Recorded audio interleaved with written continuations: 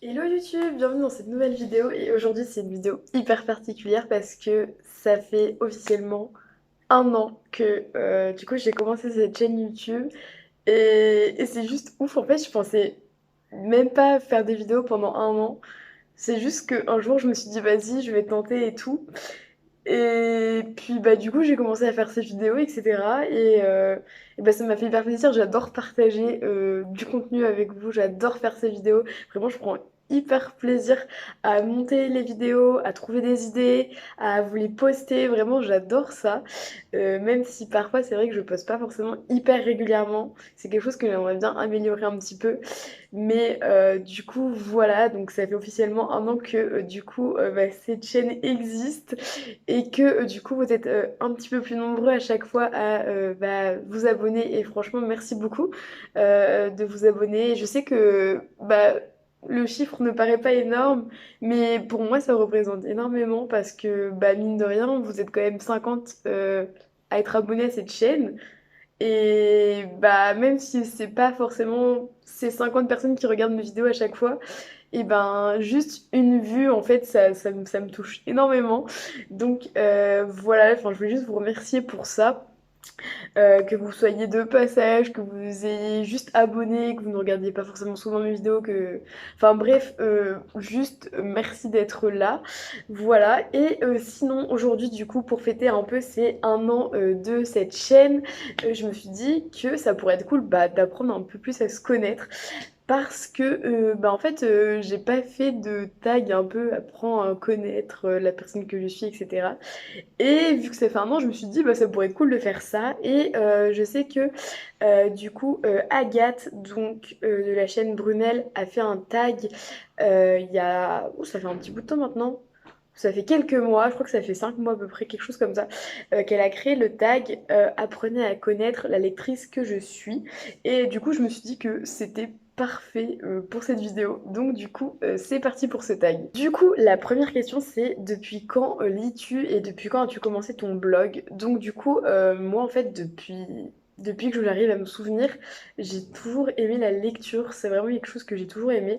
Et même quand j'étais petite, c'est vraiment la seule chose que j'adorais faire. J'ai jamais trop joué avec des jeux, genre vraiment, je pouvais faire que lire toute la journée et ça me suffisait.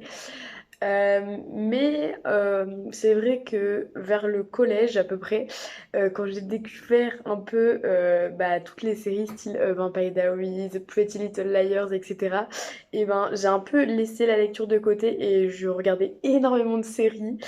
Et finalement, en fait, je me suis remise à la lecture depuis 3 ans à peu près, vraiment activement. Et du coup, finalement, depuis quand j'ai créé mon blog? Donc moi, j'ai pas de blog, mais du coup, la première chose que j'ai créé, c'était mon compte Instagram, donc Elise Reads Books. Et j'ai été voir, et ça fait 1 an et demi maintenant que du coup, bah, ce compte existe. Et ça fait plusieurs mois que je n'ai pas posté dessus.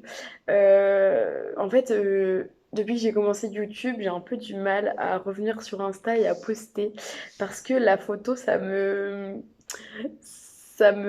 perturbe dans le sens où genre en fait ça me restreint. Je trouve que la photo ça restreint beaucoup plus alors qu'en vidéo j'ai l'impression de pouvoir vous partager beaucoup plus de choses et d'être beaucoup plus transparente aussi sur mes avis ou même bah, de vous montrer un peu le côté vrai ou je sais pas comment expliquer mais je trouve que la vidéo c'est vachement plus naturel et c'est quelque chose que j'aime beaucoup plus consommer aussi. Je regarde énormément de vidéos YouTube donc du coup voilà.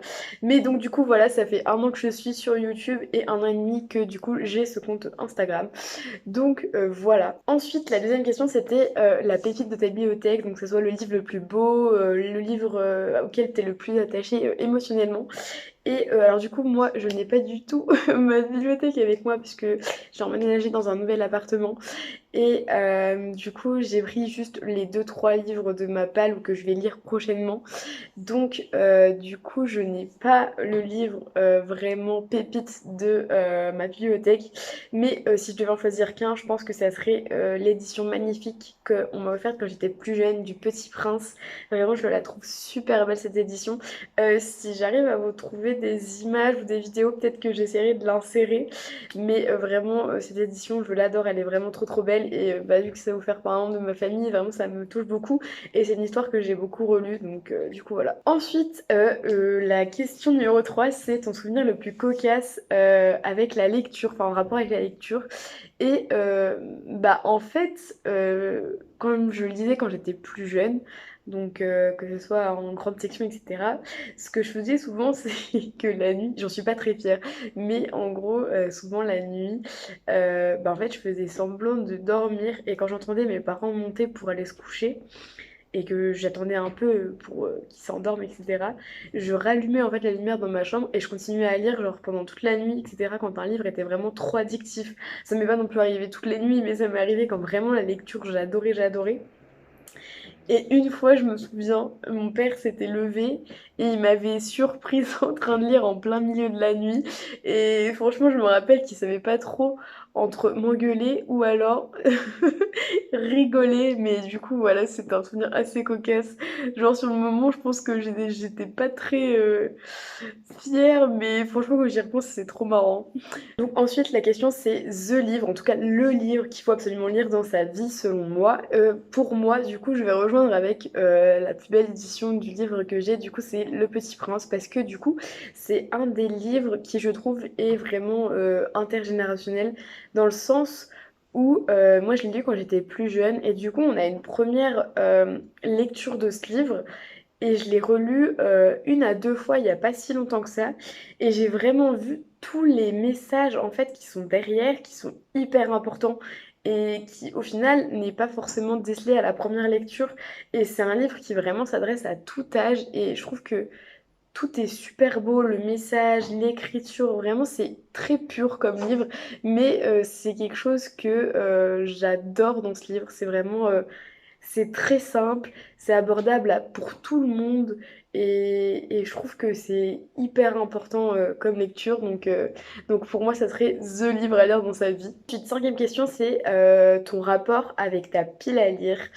Alors déjà, actuellement dans ma pile à lire, j'ai entre 10 et 12 livres en pile physique.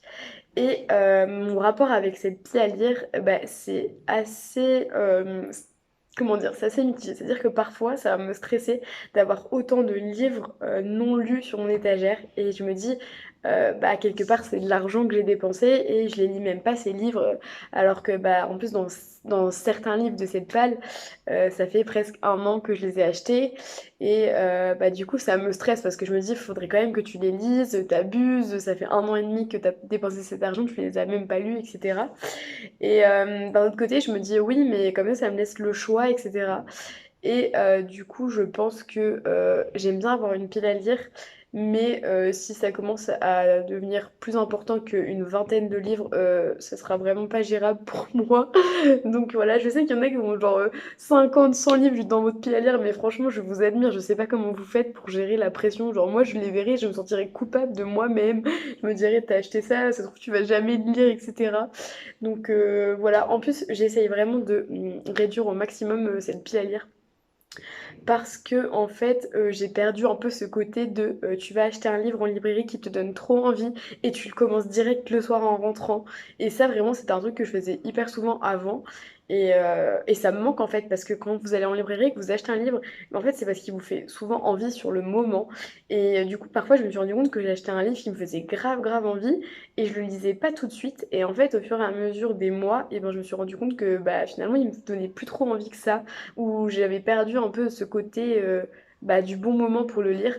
Donc du coup j'ai essayé un peu de réduire cette pile à lire et d'essayer de consommer un peu différemment les livres.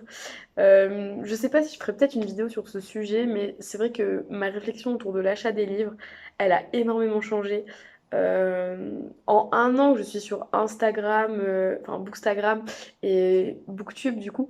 Et bah, au tout début de quand j'ai commencé, où j'ai repris la lecture, j'avais une vision complètement différente de maintenant. Et je trouve qu'en fait, bah, ça pousse quand même à la surconsommation. Bon, je m'étalerai pas sur le sujet, mais bah, peut-être que j'en ferai une vidéo, je sais pas trop, peut-être une vidéo de discussion, etc. mais j'ai pas envie de bébêter pour rien dire non plus.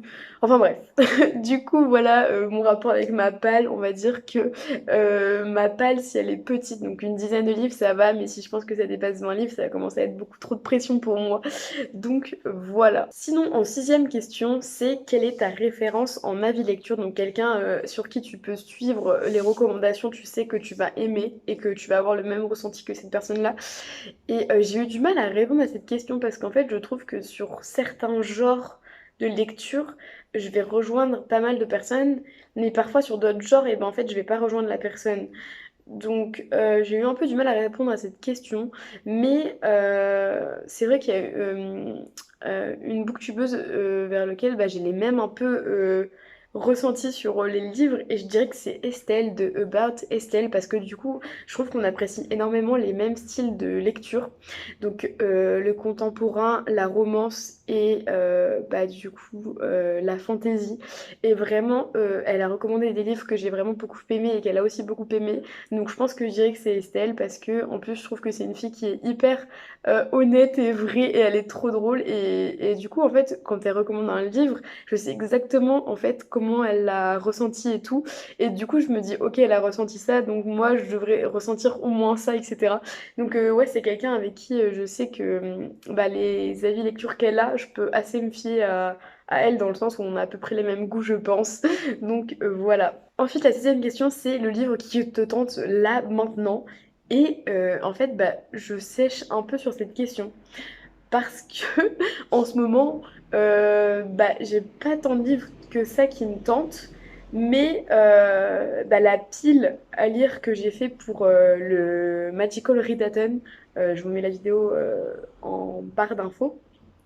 Et ben en fait les livres me font quand même envie, mais j'ai pas de livre là en ce moment qui me dit ah achète-moi et tout.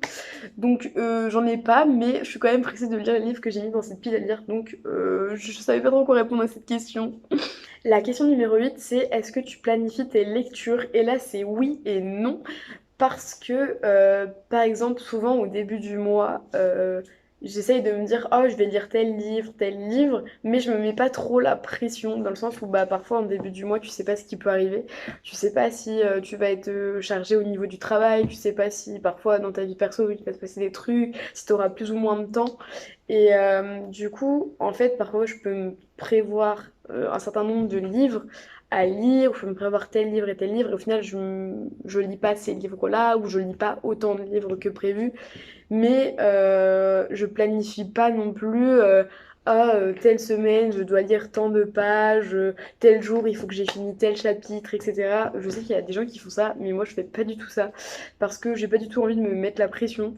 Et voilà, après, si je fais des readathons, je vais planifier beaucoup plus mes lectures, mais sinon, sa globalité, je planifie pas tant que ça mes lectures, quoi. Je vais juste me dire, bon, tel mois, ce livre-là, il me donne particulièrement envie, voilà, je vais peut-être le lire, mais c'est pas non plus une planification de ouf. Et enfin, la dernière question, c'est ton plus grand rêve de lecteur. Et bah, mon plus grand rêve de lecteur, ça serait juste d'avoir assez de temps pour pouvoir lire tous les livres qui me donnent envie. Genre, c'est un rêve hyper lambda, mais vraiment, parfois, j'ai pas assez de temps. Genre, vraiment, c'est un truc de ouf. Je sais pas pour vous, mais genre, vraiment, parfois, je me dis, si vraiment j'avais une deuxième vie, je suis sûre que je pourrais lire beaucoup plus de livres que ce que je pourrais. Surtout qu'en plus, je suis quand même une lectrice qui est assez lente. Donc du coup, c'est vrai que bah, finalement, faut que je choisisse un peu mieux mes lectures pour pouvoir lire ce qui me tente. Donc voilà. Du coup, voilà, j'espère que cette vidéo vous a plu, que ça a pu célébrer un petit peu les 1 an de cette chaîne. Moi, je suis super contente de pouvoir faire cette vidéo. Ça célèbre un peu un point, je trouve. Et en tout cas, je vous remercie encore une fois d'être abonné à cette chaîne, de regarder cette vidéo. Et encore merci. Et puis, bah, on se retrouve dans une prochaine vidéo.